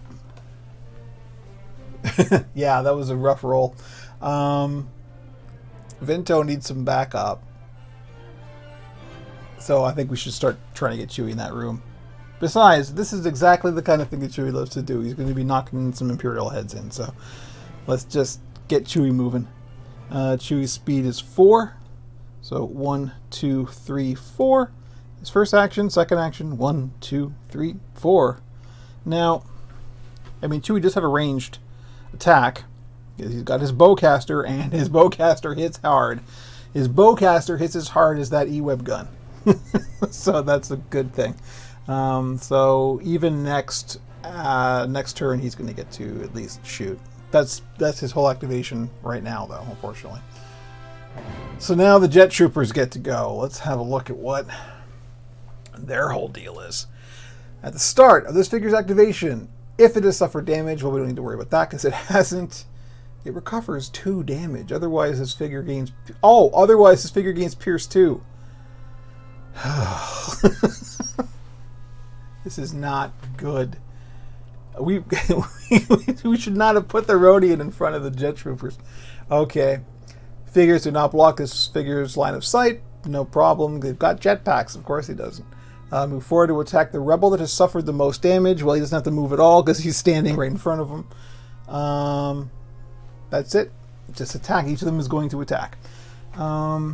Thankfully, their guns aren't terribly powerful. It's just a blue and a green. And Vinto has white defense dice, so... Oh boy, this could be bad. So the first guy, the injured guy, which is here, you can see in the camera, he's gonna go. He's got Pierce 2, remember, so he can get through 2 blocks. Oh, beautiful, beautiful. Total dodge, didn't do anything, no damage. A break, I say. So that's the first one. And then the second one, who would have line of sight blocked normally. You can see there's one behind the other, but they're jet troopers, so they don't have line of sight blocked. Well, we couldn't get that lucky twice, but so there's no surge to cancel, so that's just 3 more damage. 6, 3. So Vinto's down to 13 already. Oh, I didn't do the reposition. So the reposition stuff is weird. So what's going to happen is the AI goes move 3 to reposition 4. So that means he's going to move a maximum of 3 spaces to try and get 4 spaces away from any rebel. Any null rebel. So he's just going to try and get as far away as he can by moving a maximum of 3 spaces. Which is interesting in this case because, let's have a look at maybe the overhead map would be helpful here. So here he is, and here's Vinto, and here's Chewie. So if he goes this way, he's actually moving towards Chewie. So he's actually getting closer to a rebel, which he's not going to do. So the only direction that's going to put him farther away from rebels is either this way or this way. So let's say he goes 1, 2, this way. So that's the farthest away he can get from any rebel while still staying in the room. And same thing will go for this guy. He's already 2 away from Vinto. And he's like 1, 2, 3, 4, 5, 6 away from Chewie. So he's as far away as he can get from any rebel right now. So he wouldn't move at all. That's how the AI of that works. But that's it. That's their whole turn. Now who? Diala can go. So, we said we're sending her down to the doors to try and figure out which one. I mean, that's what we said. Okay, that's what we're doing. So Diala has 4 speed.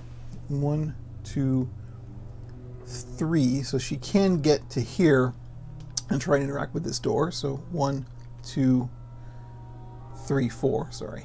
Yeah. And I mean, we don't know which door. We've got a key card. We don't know which door it opens. So let's just try and open it. So that was her first. Her first action was to move. Her second action is to interact with the door. This door is labeled garbage dump. On the wall next to the door is a slot for a key card. The key card you acquired seems to fit the reader on this door. A rebel can interact with this door to try the key card. So let's just do that. Oh boy, the door slides open and you find yourself looking at a pile of garbage. The room was accurately labeled. You are immediately assaulted by the smell. So, excuse me a moment, I gotta dig out some tiles here because this is not, I didn't go this far in my test setup.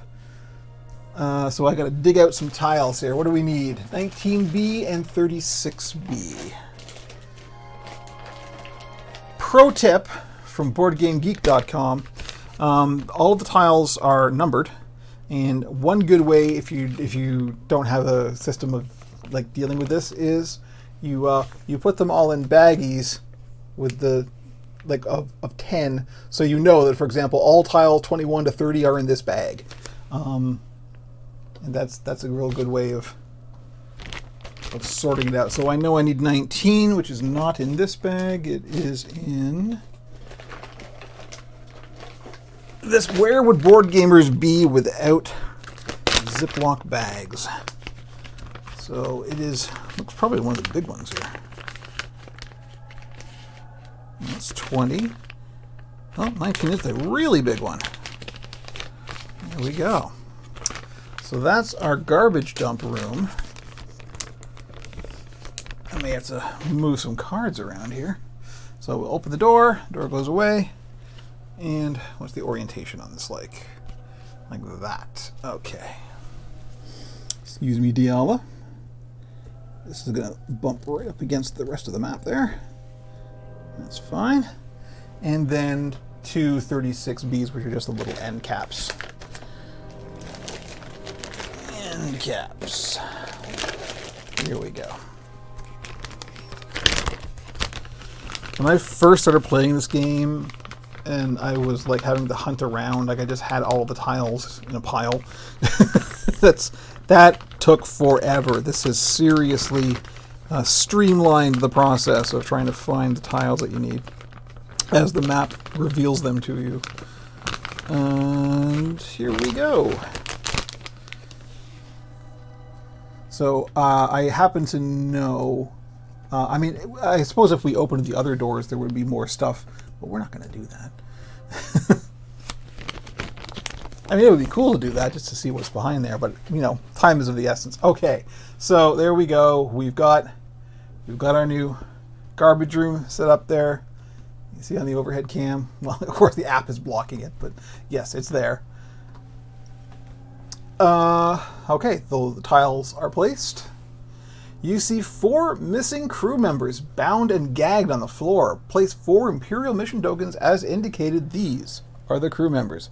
I happen to have those tokens standing by right here, so I will just distribute them as requested.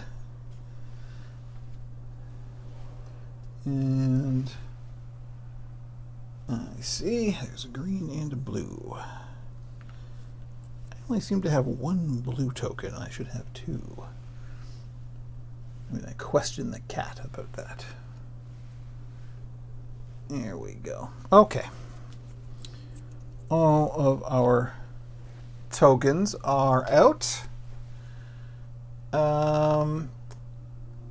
Objective updated. Free all the captive members of the Freedom Fighters crew.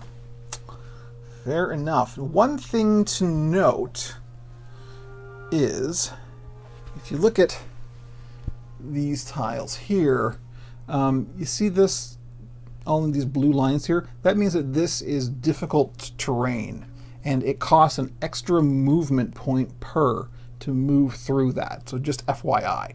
Basically, this is like, you know, it's garbage water. It's the trash compactor. It's like, it's hard to move through there. Sorry, Jet Trooper. Didn't mean to knock you over. Yes, I did.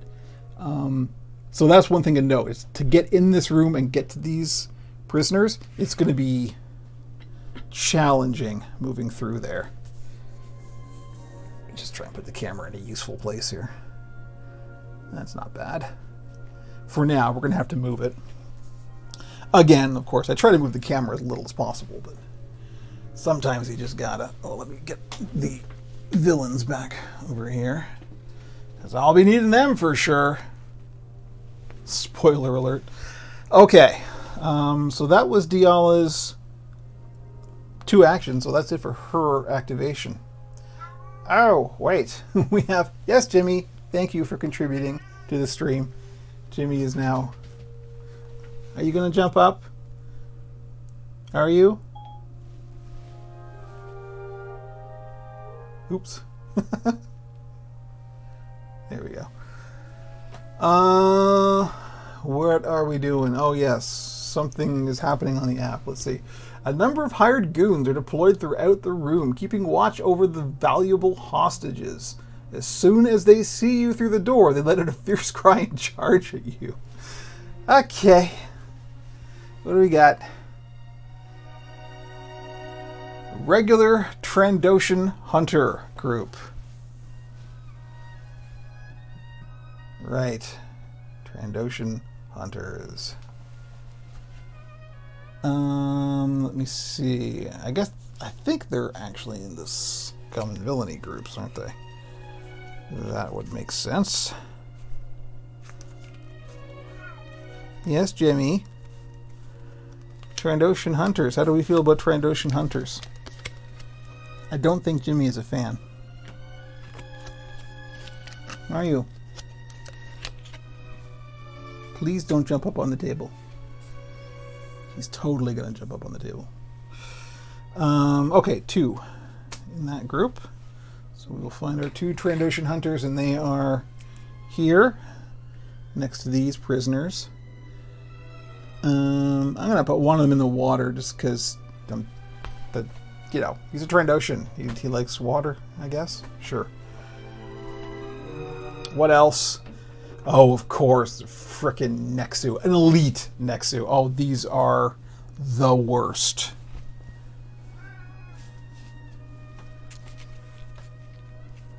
If you want to jump up, I'm like, Jimmy is threatening to jump up on the table here, but he wants to get to the window. If you want to get to the window, do it quickly. Yeah, there you go. Good boy. He did it. Nexu. Elite Nexu, nonetheless. Here we go. One elite Nexu. Elite. No. That is the appropriate noise to make when an elite Nexu shows up. We're going to want to give him a color as well, just to differentiate him. Or maybe not. Well, it depends if there's more than one Nexu.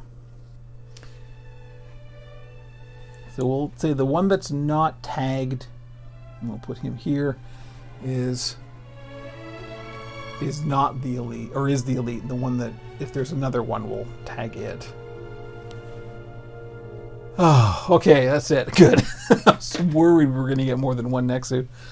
Because one's bad enough.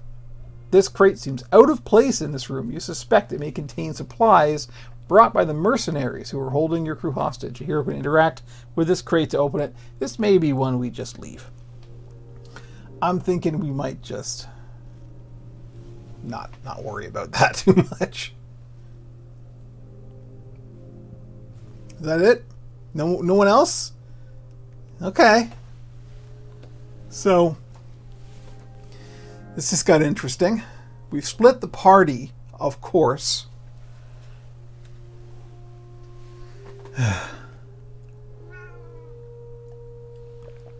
Jimmy agrees that splitting the party is a bad idea. Yeah. Maybe you could be quiet now. Thank you. So who goes next? Diala. Oh, so that was Diala's turn. Boom, done. So now who goes? Oh, the Trandoshan Hunters. Oh, good. Each figure in this group gains +1 surge. Okay. So move forward to attack the closest healthy hero. All right. Well, we just do it. We just do it. We'll pick this guy first because he's the one in the water. So it says move 4. Remember, he's moving through the water, so it's going to be difficult terrain. He has to spend 2 points per. So that's 1, 2, 3, 4. So he still got sort of like directly in front of her. Running at the Jedi, that seems like a poor decision, but okay. What are they? They attack. They do attack with range, but there's their attack dice, and Diala has a white defense die. So the guy that rushed over through the water and jumped in the Jedi's face does 3 damage, no surges, 1 damage blocked, 2 damage. So that's it. 2 damage. So Diala is at 19. 19. Okay. And the second Trandoshan is going to go 1, 2, 3, 4, and he's going to attack from there. However, I think his line of sight is blocked. It is. And these guys aren't jet troopers, so their line of sight is blocked by other ally characters. So for sure his line of sight is blocked. He cannot attack. Hooray! Oh, I didn't do the second part. I apologize. Gotta do the reposition part because they get 2 actions, just like heroes. So the other guy would move 1 to reposition 2, so he would actually move back to here. And then this guy has done his move forward to attack. He can't, and he cannot spend 1 more because he's in the water. He needs to spend 2, so he can't do anything. He's just stuck there. That's where he is, and that's their whole turn. Now who goes? We all. Okay, not we all. Either Diala or Vinto can go. I think that Diala is going to do something.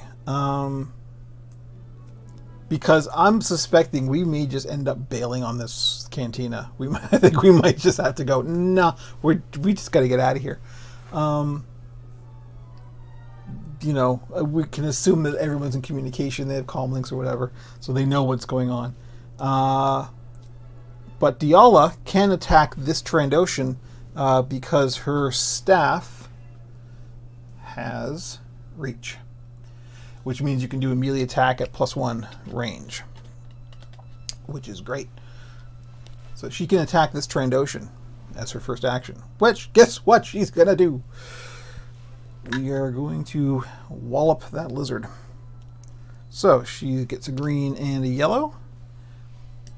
And the Trandoshan gets a black defense die.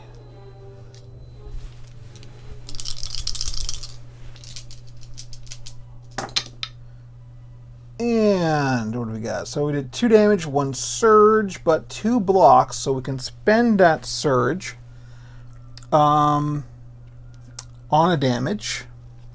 We also have the shock emitter, which we can exhaust to add another damage, so we can do 2 damage.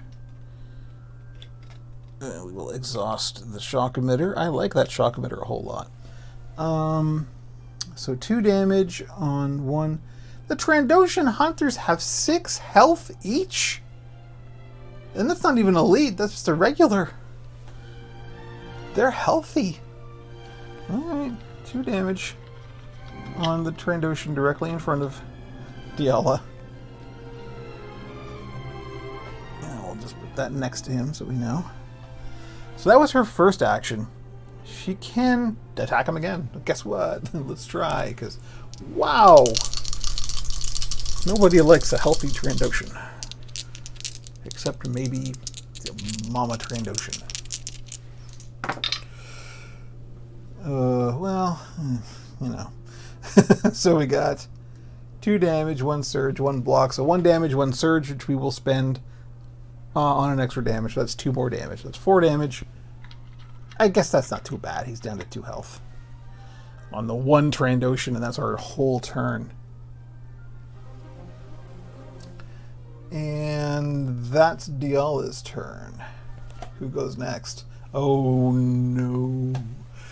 Oh no. The Elite Nexu goes.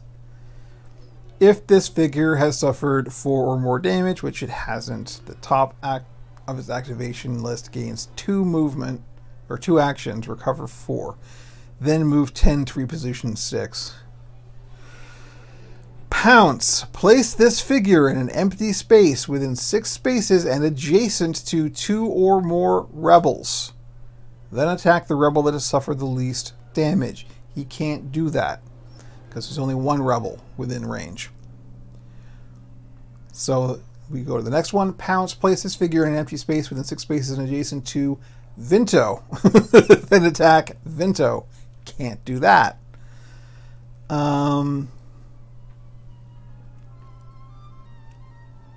Or can he? This is the weird thing. Pounce is a really weird action because it seems like the range is unlimited.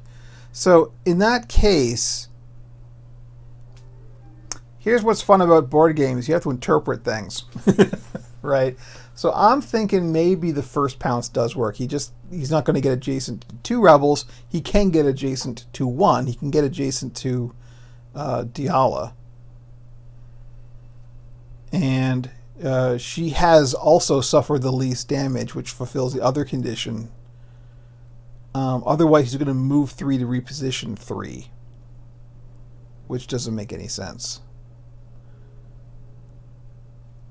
He's going to try and get within 3.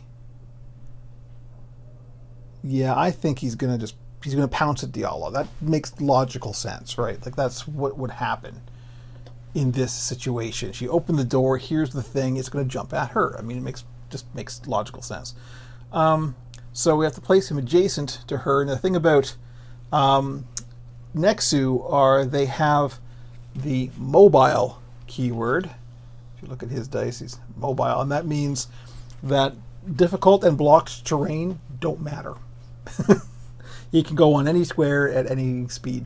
So he is just going to go Blanc. And so if you remember these guys from Attack of the Clones, I think it was in. These are the guys in the arena with Anakin and Padme and Obi-Wan.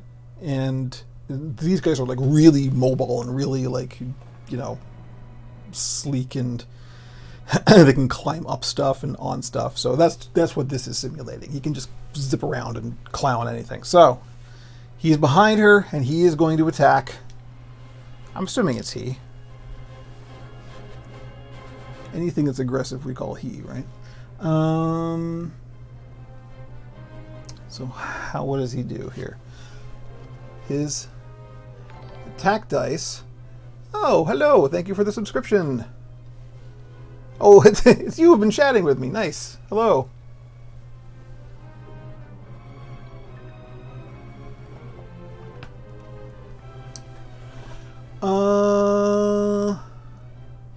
Garnakesh, that's how you pronounce that. I'm terrible at pronouncing things. I don't know if you noticed that. I could not pronounce the aliens species, so forgive me if I'm butchering your username.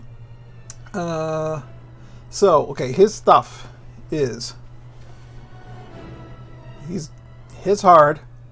He's also got bleed, so if he does a damage, he will put bleed condition.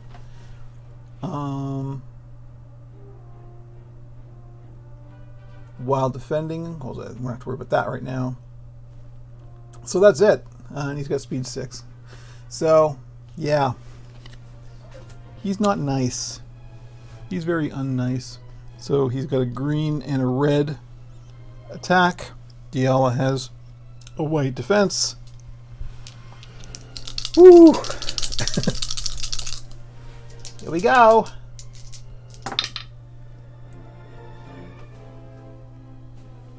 Oh, yes, thank you for checking out the YouTube. That's one of the things I'm doing is I always record these for YouTube, so they're sort of Let's Plays for YouTube as well as the live streaming thing. So there's a whole bunch up there. You can check all that stuff out. There's more than this as well. There's quite a lot up there. And also, I guess I should probably plug Operation Pug, the thing that myself and some friends do. There's a cartoon that we produce. There's a podcast that we make. We do video game reviews. We're all the nerd stuff. So that's all there on the YouTube channel. You can check all that stuff out, should you wish. Hit like and subscribe. I don't know. I'm not good at marketing. So we gotta attack poor Diala with this big nasty cat creature. See, Jimmy comes into the room and suddenly there's a big nasty cat creature. Oh, this is bad. This is very bad. That's 4 damage, 1 surge, no defense, none, complete whiff. So how does he spend his surge? So she's getting bleed for sure. To add another 2 damage. 1, 2, 3, 4, 5. Yikes. 5 damage. So Diala's down to 14.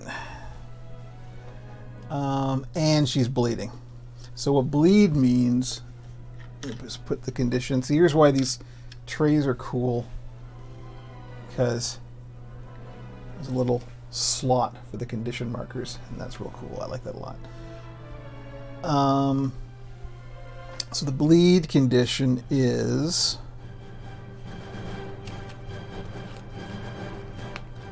Good music for this.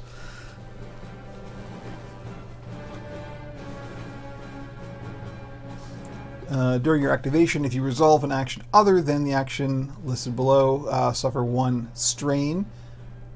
So you can choose to give up an action and just discard this condition, and if you don't, you have to suffer a strain. And of course, if you suffer strain past your endurance level, then you start to take damage. So we got to give up an action is what it comes down to get rid of this bleed. So it's not nice. It's not nice. But that was the Nexu's attack, and now it's going to move 3 to reposition 3. So that's a real odd one, particularly for these large figures, because there's a couple of different rules about how this is supposed to interact. The rule that I have found most helpful is actually in Descent, when you're talking about the movement spaces for large figures. You imagine them as shrinking down to the size of a regular figure into any of the spaces they currently occupy, doing their movement and then increasing in size again. So for example, moving 3 could be like 1, 2, 3, and then occupying any of these squares, which is probably what he'd do. Or we can, like, as long as we can get 3-way 3 individual squares away, then that's fine. So that would be what he would do. So he would go shrink him down and say we'll count from here and go 1, 2, 3. And since he's mobile, the water doesn't count as 2. And then we would increase in size. So we could either put him here or we could put him here. But let's say we'll put him here. This is just him sort of like backing off and getting ready for the next pounce, right? And that's the Elite Nexus go. That's his turn. Who's next? Vinto. Vinto has a turn. Poor Vinto. Remember him? Remember all the way back here in the room full of Imperials where Vinto rushed in to try and shoot a jet trooper and then just got his ass handed to him? I think backing off. I think a strategic retreat. Okay, so the first thing we're going to do is we get to refresh his card so his shot on the run ability is back up. I almost wonder if using the shock grenade here is a good idea. If we back off and then toss a shock grenade, that sounds intriguing. I'd like to have more than one shock grenade, but, you know, these are troublesome Imperials. The problem is it's within 3 spaces, so we can't actually get all of the Imperials in the shock grenade blast. Maybe we'll save the shock grenade. Maybe we'll just back off. So I think what Vinto's going to do, he's got 5 moves, so 1, 2, 3, 4. He's going to come and fall back with Chewie, and then he's going to do an attack and shoot this jet trooper who has, remember, 2 damage on him, so we only need to do 1 damage to eliminate that one at least. So I think we'll just do that. Excuse me. So we got our blaster with the blue and yellow attack dice, and our jet trooper has a black defense die. Hey, Garnicash, you should check out the video for the first mission of this series on the YouTube channel, because the ending, you don't even have to watch the whole thing, just go to the ending, because the ending was epic. It was literally the end of Rogue One. I was particularly proud of it. Okay, what do we got? Oh, no. We got 1 damage, lots of range. We got the range for sure. 1 damage, 1 surge. You block the damage, but we get to spend the surge. So we can spend the surge on the damage. That will deal with him.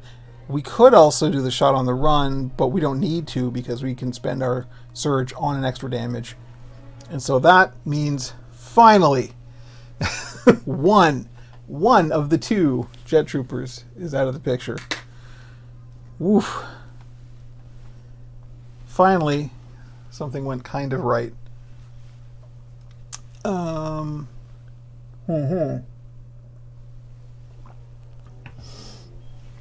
Okay. So that was Vinto's whole activation. That was everything. Yep. So now, round 4. So everything's refreshed. Chewie can go now. That is good. So the question is, do we want to keep dealing with these Imperials, or do we want to go and help Diala and then possibly get flanked? Because the Imperials are just going to come out of the cantina. I think, well, see, doing shooting here is a dicey proposition because they're so far away. The thing is, that jet trooper is super mobile, so he's going to be right next to us next turn. The E-Web guy is not super mobile, so it's good to keep him at range. Maybe just backing off is the thing to do. There's no real advantage to rush in there and shoot. I'm just spitballing, but maybe maybe a tactical retreat and helping deal with that elite Nexu, which is our biggest problem. Trying to rescue those prisoners is like our objective. So maybe we should play the objective. I used to play Overwatch. I know what that means. So let's maybe do that. So Chewie's just gonna back off. Chewie's like turns to Vinto and is like, growls, go. We have to, you know. So Chewie's move is 4. So 1, 2, 3, 4. That's pretty good. He got there. And that's one action too. Now, unfortunately, does he have line of sight? Oh, you know what? I think he has line of sight on the Nexu. So we can go from this corner to that corner and that corner. We can. Chewie can shoot the Nexu. He's got line of sight. Oh, nice. We need to get some damage on that Nexu. So, Chewie, of course, because of the bowcaster, he hits hard. We gotta hit this thing. So we do need 3 range on this. So, red, yellow, and blue. And the Nexu has a white defense die, which is not great, because that means the Nexu could theoretically fully dodge.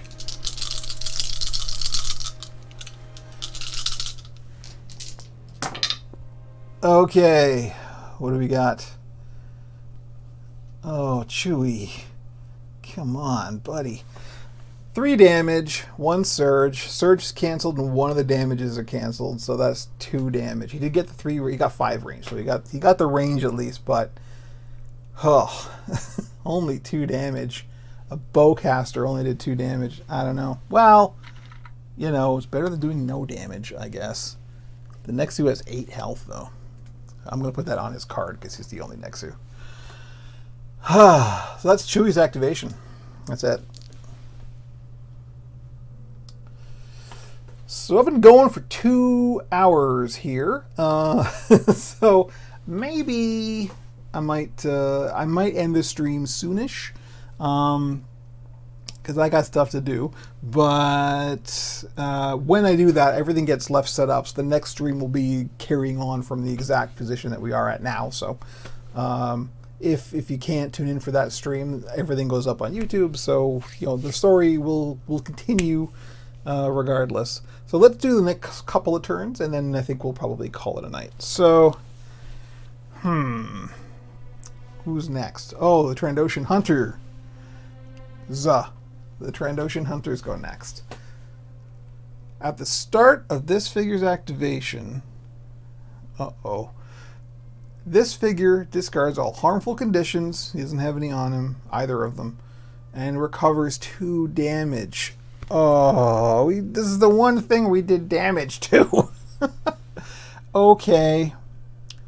So we'll do this guy first, the one who's got damage. He recovers 2 of the 4 damage that we got put on him. And now he does a regular activation. So I'll move forward to attack the closest healthy hero. That is Diala. So he's not in difficult terrain, so he can just move right up, so we don't have to worry about range. And these are so fiddly. And he's going to attack Diala. So his attack dice are a blue and a green. Diala has a white defense.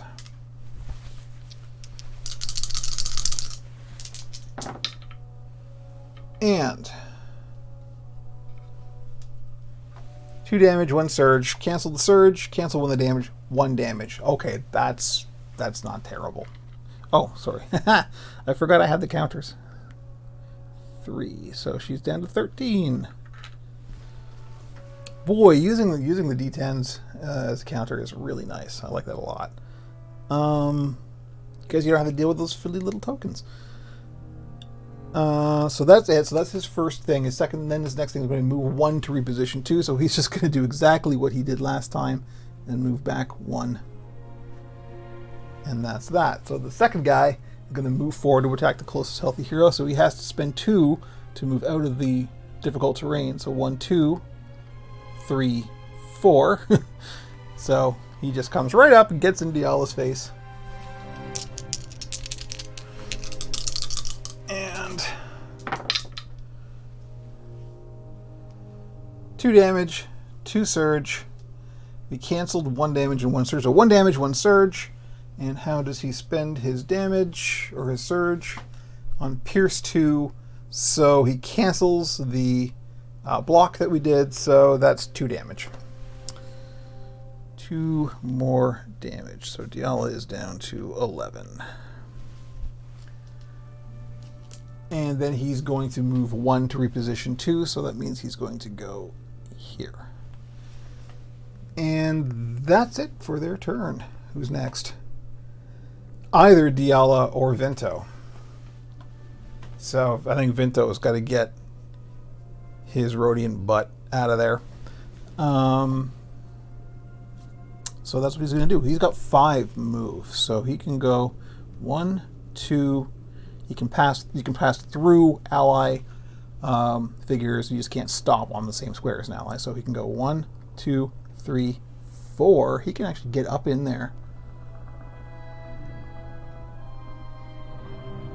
He can actually go adjacent to the Nexu, which I don't know if is smart, but I don't think Vinto is smart. And the less we can minimize the need for range, the better, obviously. So 1, 2, 3, 4, 5. Oh, and so now we have a choice because let's see if I can get this camera in a slightly better position. How's that? That looks all right. So we can try and get some damage on the Nexu, or we can try and... it's possible to take out one of those Trandoshans this round.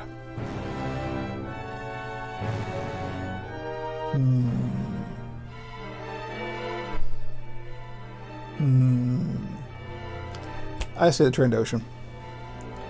The Trandoshan is more likely to go down. We just need to reduce the number of enemies in the field, right? So let's try that. He's going to attack the Trandoshan with his pistol. So his attack dice are those. The Trandoshans have black defense. And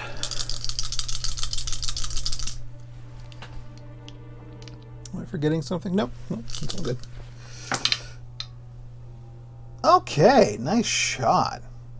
4 damage, 1 block, no surges, unfortunately. But the good news there is, so we did 3 damage. That's real good. This unfortunately is his second action, so he can't do any more this turn. However, just try and move those without switching their faces. He does have this ability, which is after you resolve an attack with a ranged weapon, if the target suffered damage, you may choose another hostile figure in your line of sight, and within 3 spaces of you, that figure suffers 1 damage, and you don't need to roll for it. So I can just pick somebody else in line of sight and go him too. It's real cool. It's sort of blam blam, you know.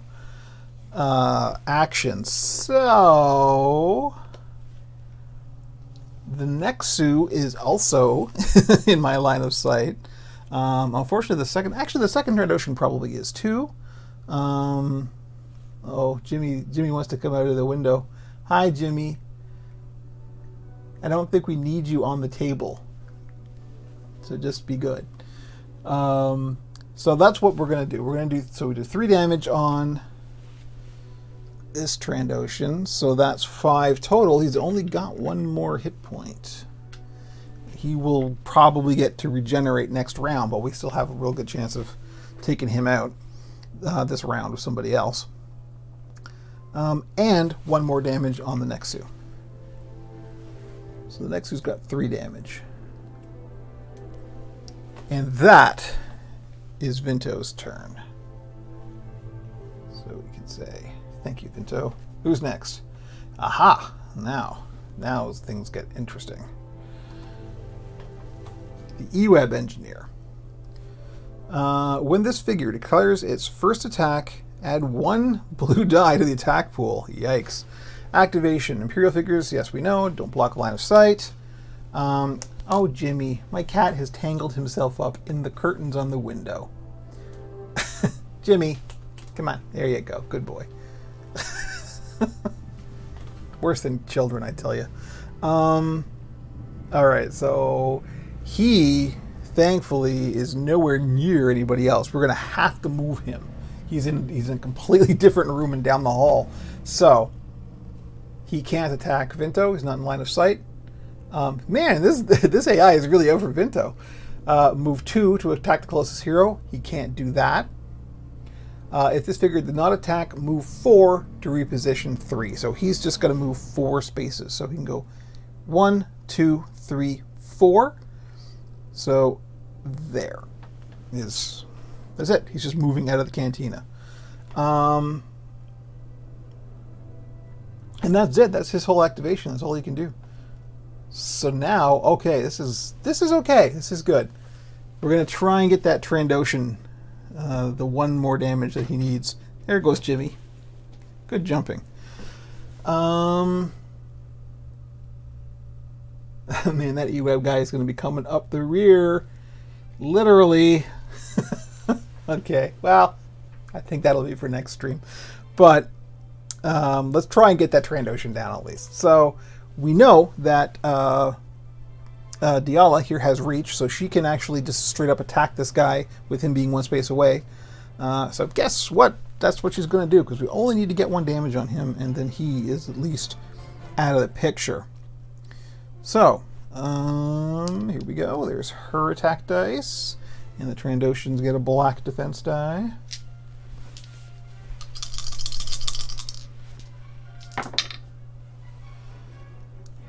Nice, good hit. 3 damage, 2 surge. He canceled 1 surge, but that's it. That's it. He's 1 Trandoshan down.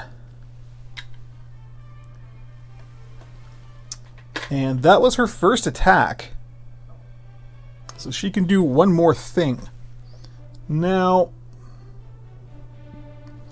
technically, by the rules of the game, this guy is 1 space away. So she still has reach on him. She could attack the second Trandoshan.